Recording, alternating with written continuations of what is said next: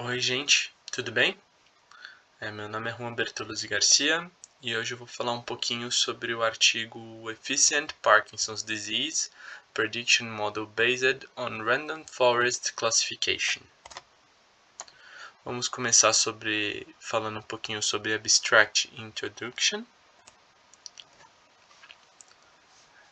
Sobre a previsão de doenças, né? O diagnóstico do estado inicial da doença é crucial para o tratamento e para a recuperação. Com o avanço de algoritmos de machine learning, esse diagnóstico ficou cada vez mais fácil. Porém, a seleção do algoritmo deve ser muito bem feita, porque com a variação dos dados, isso pode afetar a nossa precisão. A proposta desse artigo, é apresentar datasets e previsões de doenças reais, abordando até mesmo a acurácia, a sensibilidade, entre outras características. Nesse artigo, vamos ressaltar principalmente o Parkinson usando o Random Forest. No final, vamos fazer uma comparação do modelo Artificial Neural Network utilizando PCA, que é a análise de componentes principais.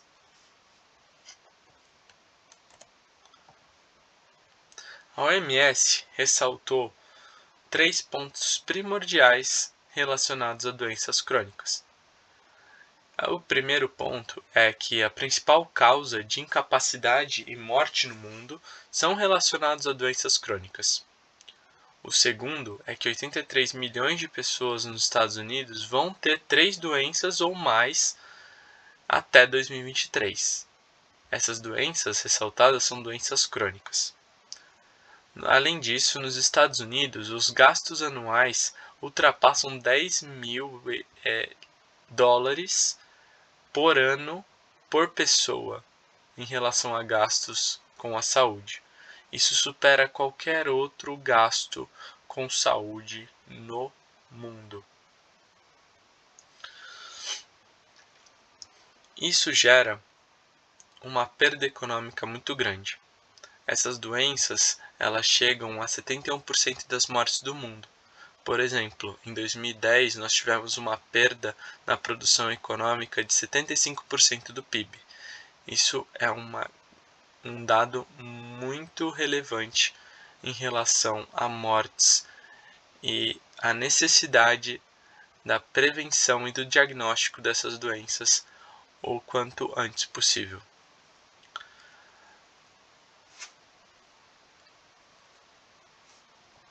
Manter o conjunto de dados, dos pacientes é algo que poderia auxiliar nesse diagnóstico.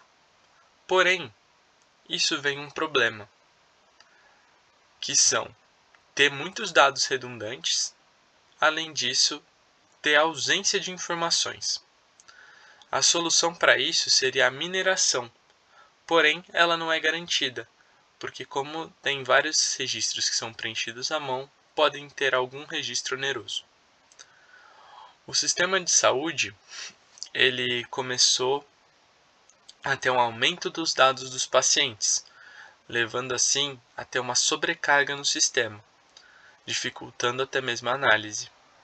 Entretanto, com a tecnologia emergente da Big Data, a gente teve uma esperança de utilizar esses dados da melhor forma possível.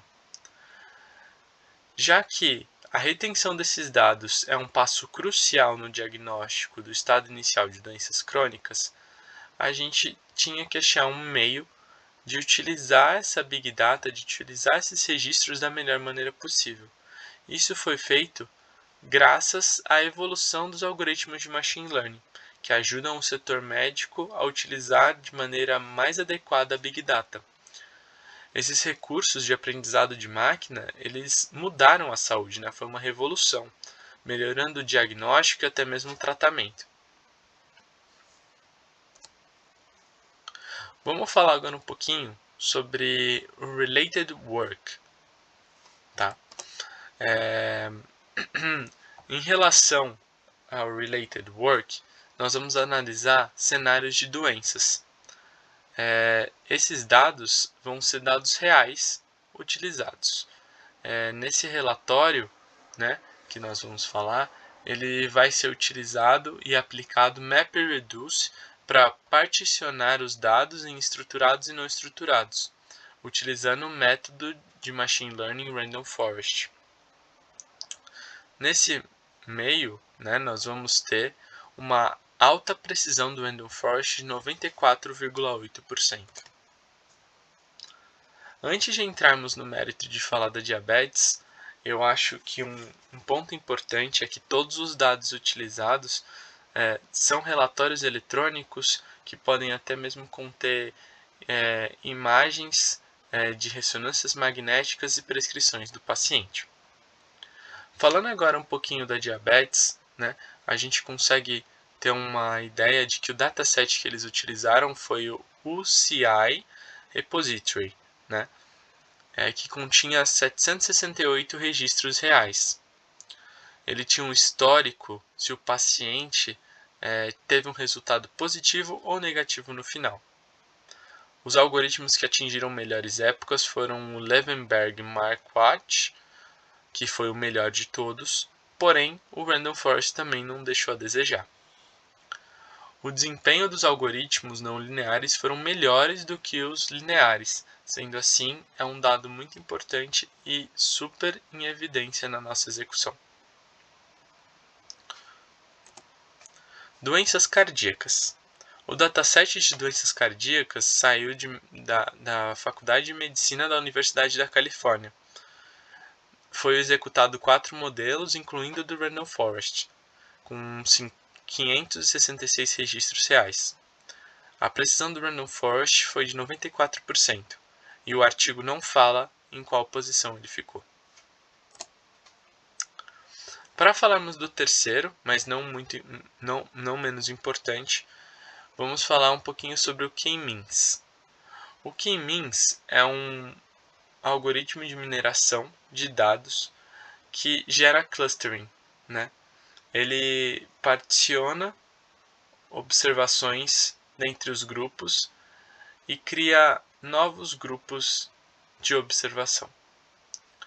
Ou seja, ele ajuda e facilita na visualização e na interpretação dos dados.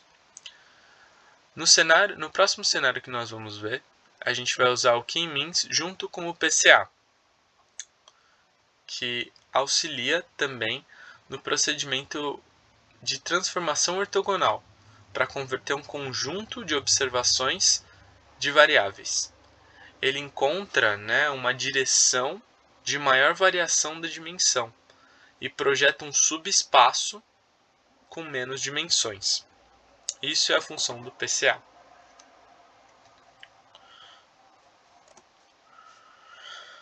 O nosso caso, que vamos aplicar o K-means com o PCA, é no câncer de mama, onde nós temos um dataset de Wisconsin com 683 registros reais, utilizando a abordagem do K-means e o PCA. O algoritmo de maior precisão foi o SMO, que é a otimização mínima sequencial, com 96,2%. O desempenho do Random Forest foi muito impactado pelo uso do PCA, que é até um dado muito importante para ressaltar agora, com base no final do artigo também. Vamos falar agora um pouquinho sobre o Proposed System. O Proposed System, a gente vai falar da proposta sistêmica, né? Que o Random Forest ele é um algoritmo que é baseado em árvore de decisão. Sendo assim, ele é um tanto quão intuitivo. Porém, também é utilizado o PCA, que combina um grande número de componentes para um pequeno novo grupo de componentes principais. E por fim, foi feita a comparação, como já falado antes, do Artificial Neural Network com Random Forest. Um dado curioso é que o Artificial Neural Network ele é um modelo inspirado pelo sistema nervoso central, tornando ele um modelo mais profundo e mais complexo. Muitos recursos diminuem a precisão do modelo, pois conforme a gente tem mais dados para gerar, né, a gente pode ter um problema na precisão dos resultados. A solução para isso, para reduzir essa complexidade, é a extração de recursos. E a gente consegue fazer isso através do PCA, que identifica uma direção de maior variação, cria um novo subespaço com menos dimensões. Aqui nós temos as fórmulas da matriz de dados disponíveis e do vetor matriz que traça diagonais. Ambos são utilizados na geração das matrizes e também nos cálculos de classificação.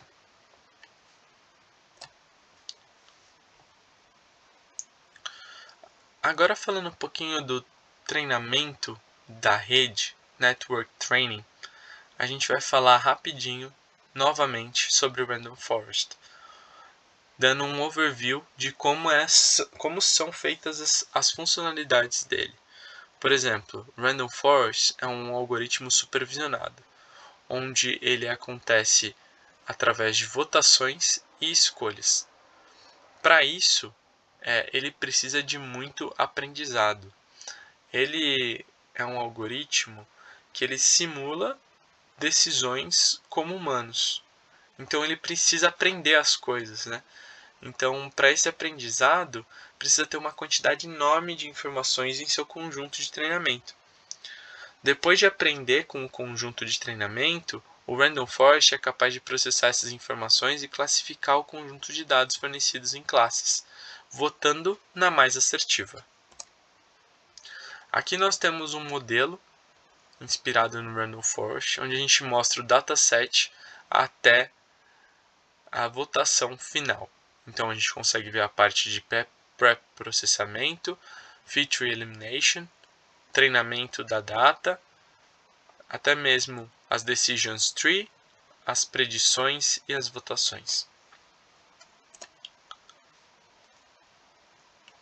Vamos falar agora da representação do modelo.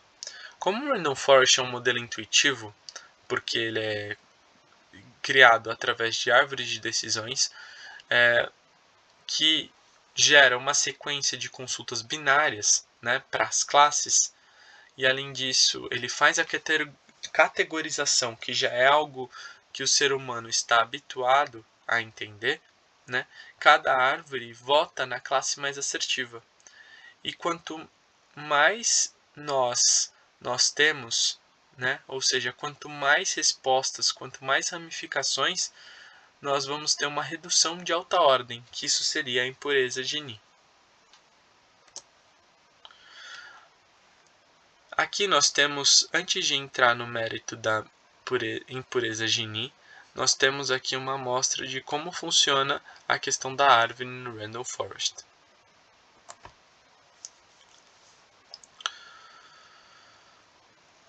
Agora a gente vai falar um pouquinho da impureza Gini. Essa impureza Gini é uma média que diminui conforme avançamos para os níveis mais baixos da árvore. Essa impureza ela é um nó que torna a perspectiva de uma amostra aleatória se ela está categorizada erroneamente. Então, a Gini facilita esse processo na hora da árvore de decisão. Na equação, a gente pode ver como que a impureza Gini atua em qualquer nó. Em cada nó da árvore, ela procura todas as características para encontrar o valor a ser dividido, que pode resultar na queda da impureza Gini. E então ela repete o processo de divisão até atingir uma profundidade máxima, né, ou até mesmo ter apenas amostras de uma só classe. Então, o valor a ser dividido, né, quanto mais dividido ele é, melhor e menor é a impureza Gini. Vamos falar agora sobre a Performance Evaluation. A Performance Evaluation, ela traz com base a implementação da plataforma PySpark com Python. O PySpark é uma API do Apache Spark, que é open source, que ele facilita o processamento de data em grande escala. Então, ao mesmo tempo que ele tem uma computação de frameworks, e ele é open source, ele também tem as suas bibliotecas em real time. O PySpark ele ajuda na leitura de dados estruturados e semi-estruturados, por exemplo, com várias fontes diferentes e em formato de arquivos diferentes.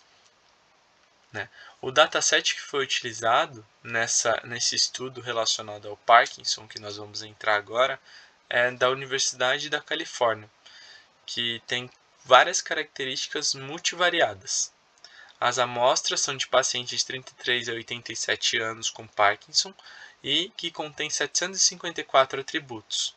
A existência da doença ou não é representada binariamente, com 0 e 1. São avaliadas a precisão, sensibilidade, especificidade, F1 Score, Rock Curve. Essa avaliação utiliza uma matriz 2x2 que mede a previsão certas e as previsões erradas. Resumindo na contagem desses resultados, Aqui nós temos algumas fórmulas que foram utilizadas para fazer esses cálculos. Por exemplo, vou citar uma para não estender tanto, que é a sensitive, que é a primeira, que ela é definida pela capacidade de detectar a precisão com que o paciente tem a doença. Então, é algo muito abrangente e algo muito significativo na hora da classificação. Próximo ponto é a Rock Curve. A Rock Curve é um passo muito importante na visualização. A diferença na curva se trata quando o eixo horizontal, que é o eixo X, mostra taxas de falsos positivos, e o eixo vertical Y mostra as taxas de verdadeiros positivos. Então, a Rock Curve é uma curva de característica do receptor. É uma métrica para avaliar o desempenho do modelo da classificação. Então, nessa figura que está aí na tela, é a Rock Curve da doença de Parkinson, que ela pode obter essa taxa de verdadeiro positivo do modelo proposto, que a gente pode até ver que é alta, e isso valida o desempenho. Agora vamos para a parte comparativa, onde a gente compara Artificial Neural Network com Random Forest. O Random Forest, comparado com o Artificial Neural Network, ele tem um grande desvio de precisão. O porquê vai ficar evidente a partir do momento que a gente abrangeu os números com PCA e sem o PCA. O Random Forest ele trabalha bem com dados bem tabulados, sendo um modelo intuitivo. Já o Artificial Neural Network, como a gente já disse, é um algoritmo mais avançado. Então, ele seleciona um grupo de atributos que classificam o resultado. Ele possui um grande número de camadas e até mesmo ele sai de uma camada para entrar numa próxima. Os resultados apresentados eles mostram um grande desvio, como eu já citei, quando é aplicado o PCA. Como a gente pode ver aqui nessa tela, a gente tem as métricas, como eu já disse, a accuracy, a sensitivity, specificity, precision e F1 score, tanto para Artificial Neural Network quanto para Random Forest, com o PCA e sem o PCA. Nós podemos ver que os números do Artificial Neural Network eles são muito bons. Tem uma precisão excelente e uma performance excelente. Porém, ele exige o PCA, fazendo com que a sua performance aumente e tenha um número maior de processamento. Já o Random Forest cai com a vinda do PCA. porque ele não tem tantos dados assim para fazer o treinamento suficiente na sua análise. Já sem o PCA, a gente consegue ver o cenário oposto, uma queda do Artificial Neural Network para uma supremacia do Random Forest, onde a gente não tem a mesma assertividade como o ANN teve com o PCA, porém, mesmo sem o PCA de forma mais simples, o Random Forest atinge um valor chave e muito bom e significativo para a classificação. Vamos para a conclusão. Na conclusão, nós conseguimos ressaltar que os cenários de classificação de doenças que foram aplicados no Random Forest tiveram sim um resultado positivo, pois nós conseguimos ver que em algumas das vezes não teve uma supremacia do Random Forest, mas ele nunca decepcionou. Na classificação do Random Forest em cenários grandes, com grandes datasets e com dados tabulares, ele se sai melhor do que em outros com pequenos datasets e com dados não tabulares. O Random Forest também mostra ser uma ótima opção em cenários como o que nós vimos do Parkinson e até mesmo das outras doenças que foram citadas aqui. Na comparação final do Random Forest com Artificial Network, a gente viu a maior precisão mesmo sem o PCA, que é um passo muito positivo para essa questão, porque conforme nós temos o PCA, nós facilitamos a visualização da classificação, apenas traçando um algoritmo de Random Forest, sem a necessidade de uma otimização dos cenários.